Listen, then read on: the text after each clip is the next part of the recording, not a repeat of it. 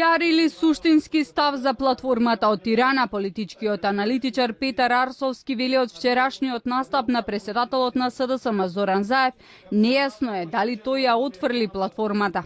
Според Арсовски и натаму во тајно се држи договорот што е постигнат со албанските политички партии. Не можам да дадам квалитативен коментар околу тоа што дали Заев реферирал или не, бидејќи ние не знаеме точно што е договорено и тоа не е ставено во никаква официјална програма.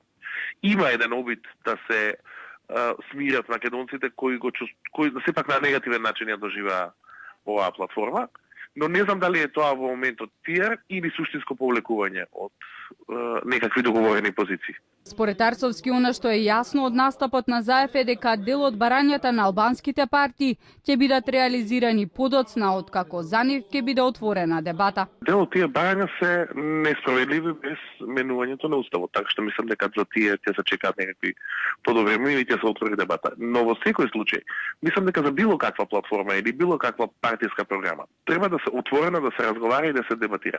Заев вчера уверуваше дека нема да има двојазични пари и униформи за полицијата и војската, иако само ден предходно лидерот на Дуја Али Ахмети, кој е клучен фактор дали Заев ќе формира влада, го тврдеше спротивното.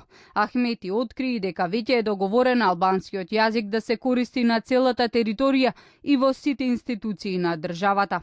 Në Parlamentin e Republikës së Maqedonisë, nëse unë jam kryetari i parlamentit, unë flas në gjuhën shqipe, i udhëheq seancat në gjuhën shqipe, shqipja e shkruar dhe arkivuar në të gjitha institucionet më të larta shtetërore. Ky është përdorimi zyrtari i gjuhës shqipe. Aktualisht shqipja në Maqedoni është zyrtare, e shkruar dhe arkivuar vetëm në nivel lokal.